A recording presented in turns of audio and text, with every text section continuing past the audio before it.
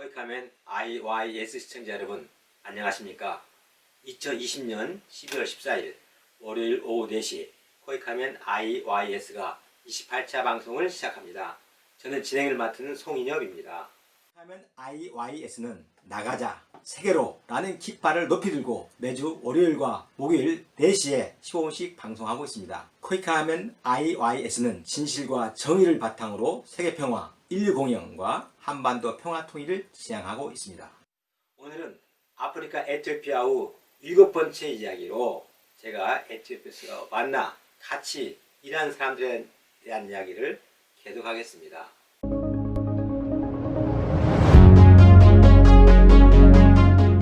이번에는 박노해 시인 이야기인데요. 본명은 박기평이죠. 한평 출생이고요. 서울 서울인상업고등학교 야간부를 졸업하고 섬유, 화학, 금속, 정비, 운수 노동자로 일했지요. 박노해는 아시는 분은 아실 거예요. 박해받는 노동자 해방을 뜻하지요. 박노해. 박해받는 노동자의 해방. 그가 1984년 첫 시집 노동의 새벽을 펴낸 후에 얼굴 없는 시인으로 불리면서 80년대를 관통하는 뜨거운 상징과 실천 노동자의 우상으로 떠오른 노동자 시인이죠. 1989년에 백태웅 등과 자생적인 남한사회주의 노동자연맹 산우맹이라고 했죠. 남한사회주의 노동자연맹을 결성하고 1991년 3월에 체포되어 참혹한 고문을 당한 끝에 국가보안법상 소위 반국가단체 수괴 죄명으로 사형이 구형되고 무기징역을 선고받았죠. 근데 옥중에서 1993년에 두 번째 시집 참된 시작, 그리고 1997년에는 옥중 에세이집인 사람만이 희망이다를 펴내고 1998년에 7년 만에 8월 김대중 정권 때죠. 특별사면으로 복역 8년 만에 출소했죠. 이상이 제가 그간 알고 있는 박노해 시인이었는데요. 정말 한때 가슴 떨리게 했던 전쟁 같은 밤일을 마치고 난 새벽 쓰린 가슴 위로 차가운 소주를 붓는다. 이러다간 오래 못 가지, 이러다간 끝내 못 가지 하던 그런 시기도 박노해라는 이름도 제 일상의 바쁨 때문에 잊고 지냈었습니다. 그런데 2009년 4월 한 통의 전화를 아디스아바바에서 저는 받았습니다. 박노해라고 했습니다. 저는 귀를 유심했죠. 그렇게 에티오피아 혁명단 사무소에 최태명 건국대 교수와 같이 방문하였습니다.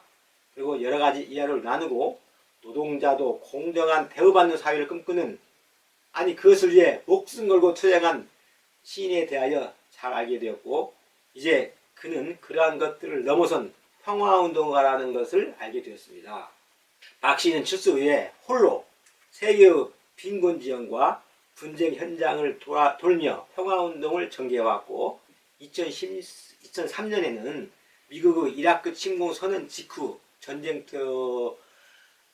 전쟁터로 달려가 반전 평화운동을 전개했으며 쓰나미가 쓸고 간 인도네시아의 반지하체, 커디스탄 및 발칸반도와 아시아 여러 나라, 그리고 팔레스타인과 레바논에서 평화운동을 펼쳤다는 것도 그와 이야기를 하면서 알게 됐습니다. 그리고 2000년부터는 생명, 평화, 나눔을 기치로 한 사회단체 나눔문화를 중심으로 적은 소유로 기품있게 살아가는 대안적 삶의 비전 제시와 평화 나눔 활동에 전력하고 있었던 것을 알았습니다. 진장된 평화 활동 중에도 오래된 만년필과 흑백 필름이 담긴 낡은 카메라를 들고 다니며 세계를 곳곳을 다니며 찍고 쓰고 한다면서 에티오피아에도 섬유의 산과 애완을 촬영하기 위해서 왔다고 하였습니다. 에티오피아에서 한 2달 활동하다 돌아간 후 그는 2010년 1월 그동안 해외 분쟁 지역을 돌면서 평화운동을 하며 촬영한 사진을 서울에서 전시회를 개최하여 사진작가로 데뷔하였습니다. 평화활동의 도구로서 카메라가 그에게 인류 보편의 언어인 빛으로 쓴 시가 된 것이라고 저는 생각합니다. 나 광야전의 전시된 사진은 심장의 떨림으로 촬영한 중동 현장 10년의 기록이었으며 중동 이슬람에 대한 새로운 시야를 열게 하면서 깊은 성찰과 울림을 우리에게 남겼다는 평가를 받았습니다. 저는 그에게 나우 패시메르가 연인을 선물하자, 이 책이죠. 패시메르가 연인을 선물하자 그와 나는 금방 박해받는 커디스탄의 지지라는 공감대가 생겨가지고 10년지기가 되었습니다. 그는 그 책을 자기뿐만 아니라 나는 문화 젊은이들도 읽도록 추천하여 토론회도 갖겠다고 말했죠. 몇 달 후에 저는 그에게 에티오피아 병사들 한국전쟁 참전인 이 강류에 대한 추천사를 써달라 부탁했는데 두어 달에 들어 답신이 없었습니다. 저는 속으로 사회주의 운동을 한 사람이라서 공산군과 싸운 책에 대한 추천이 아마 어려운가 보다 하고 생각하고 있었는데 한 달 후에 다음과 같은 멋지고 함축된 추천사를 이 책에 보내왔습니다. 나는 문화 독서 젊은이들과 상회하에 쓴 추천사라는 설명이 있었죠. 어떻게 썼냐면은 여기 뼈아픈 6.25 전쟁의 역사가 60년 세월의 강을 건너 먼 거리를 달려왔다. 이 슬픈 냉전 시대의 얼룩진 분단된 코리아에는 화해와 통일로, 가난한 에티오피아에게는 더 많은 빵과 평화로, 눈물의 노둣돌이 되어 기쁨의 노래로 나아가기를. 시인 박노해. 이렇게 추천을 보내왔습니다. 2010년 2월 저는 사무수상 회의 참석자 서울에 갔었는데요. 그때 나는 문화 후원의 밤행사가 있어서 연세대 동창회관에 제가 아내와 같이 참석하였습니다. 그때 그는 대강날 꽉 메운 참석자들에게 저를 직접 소개했습니다. 가는 곳마다 한국의 사랑과 우정을 전달하면 물론이고 그곳 문화와 역사에 관한 책을 발간하여 한국에 소개하는 멋진 분이라면서 그때 그곳에는 송영길 의원 등 국회의원 몇 명과 대법관을 지낸 분 등 유명사가 많았는데 유독 저만 소개하여 저희 아내가 민망하여 고개를 들지 못했습니다. 저는 머리를 숙인 아내의 귀에 대고 조그맣게 말했죠. 시인의 눈에는 내가 그들보다 훌륭하기 때문이야. 아내는 더 고개를 들지 못했습니다. 사실은 그들은 소개를 안 하고 가만히 앉아 있어도 사람들이 다 알아보고 자리가 빛나지만은 그래서 소개가 필요 없었지만은 그래서 저만 소개했는데 저는 그 이유를 아내에게 말하지 않았습니다. 아무튼 박노해 시인 겸 사진작가는 국정을 넘어 인류의 고통과 슬픔을 끌어안고 사람들의 가슴속에 잠든 선함과 용기를 일깨우면서 참 행복을 향해 21세기 인류의 대안적인 삶을 찾고자 지금도 경기도 어느 산골에서 이 시각에도 정진하고 있을 것입니다. 그는 우리 대한민국의 경제성장 그늘에서 고통받던 노동자들의 아픔을 같이하며 이를 대변했고 이제는 세계 도처에서 분쟁과 자연재해로 고통받고 있는 힘든 자들을 찾아가 그들을 위로하고 사진과 시로 바깥세계에 알리는 일을 하고 있습니다. 노르웨이 할리먼은 일하지 않는 강대국 대통령에게 노벨 평화상을 줄 게 아니라 이렇게 몸을 던져 소유된 자들을 위해 일하는 그런 사람을 찾아내 노벨 평화상을 수상하는 것이 노벨의 유지에 빠질 것입니다. 박시인님, 아무래도 노동 현장에서는 노동의 새벽으로 감옥 영어 몸일지언정 사람만이 희망이다. 그렇게 우리를 일깨웠듯이 이제 침묵에서 일어나 21세기 평화는 우리를 다시 한번 일깨우소서 이렇게 마음속으로 빌고 있습니다. 다음은 그 당시에 활동하던 문영주 지휘자와 그의 부인 피아니스트입니다. 김혜원 이야기인데요. 문영주 지휘자는 모스크바 음악대학에서 지휘학을 전공하고 월드투게더 아디스아바바 합창단을 창단하여 지휘자로 활동하고 있었습니다. 그 예쁜 아내 김혜원은 합창단 피아노 반주자였죠. 모스크바에서 피아노를 전공했고요. 에티오피아에서 남편의 지휘 활동이나 본인의 피아노 반주는 모두 순수한 봉사활동이라 수입이 전혀 없어서 간호학을 다시 공부하여 에티오피아 명성병원에 취입하여 가족들의 생계를 유지하고 있었습니다. 노래만큼 부르는 이나 듣는 이에게 즐거움을 선사하는 그런 예술도 별로 없을 것입니다. 사람까지 변모시키죠. 음악은. 월드 합창단은 어린이 단원은 물론 에티오피아에 끼치는 월드 투게더 합창단의 영향은 참으로 지대합니다. 저는 그에게 2008년도 에티오피아 코이카 연수생 동창회 때 어린이 합창단 공연을 부탁했습니다. 에티오피아 어린이들이 한복을 곱게 차려입은 40여 명의 어린이들이 한국 에티오피아 노래를 멋지게 불러 200여 코이카 연수생 동창으로 뜨거운 박수를 받았습니다. 그것도 무료 봉사였습니다. 저는 합창단원들에게 점심 대접과 교통수단 제공이 전부였죠. 2010년 4월에는 그 합창단이 에티오피아 국립극장에서 합창 공연을 한다며 저에게 축사를 부탁하기에 쾌에 승낙했습니다. 에티오피아 측에서는 문화부 장관이 축사를 했죠. 저는 6.25 때 에티오피아가 한국을 위해 싸웠고 지금은 코이카가 에티오피아 발전을 위해 봉사하고 있다고 축사하며 에티오피아 청중으로부터 큰 박수를 받고 장관으로부터도 뜨거운 포옹을 받았습니다. 2010년 6월에 에티오피아에서 강림 출판 기념회를 열었는데요. 그때 제가 문영주 부부를 초청했죠. 사인한 책을 선물하고 협력단 행사에 적극 협조해 주었기에 저는 그에게 표창장을 수여하기도 했습니다. 에티오피아 군무를 마친 후 나는 문지휘자 부부를 만난 적이 없습니다. 그러나 그가 이끄는 월드 합창단의 맑은 선율이 아직도 제 귀를 기울이고 있습니다. 그리고 그 소리가 에티오피아 사람들을 희망으로 이끌고 있다고 생각하고 있습니다. 다음에는 김윤희, 안모세 우리 코이카 봉사단원 이야기인데요.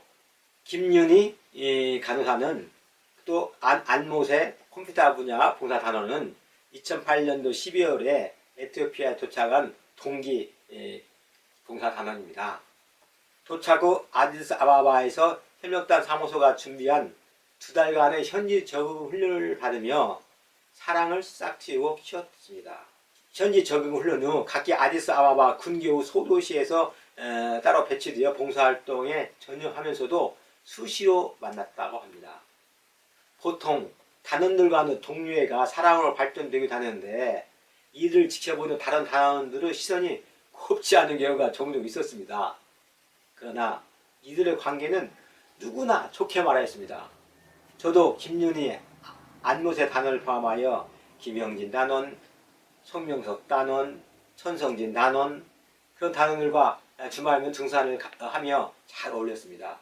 토론토 대학과 서울대 대학원을 나온 안모세 단원은 영어가 유창하고 실력이 출중하였으나 좀 다혈질적인 청년이었습니다.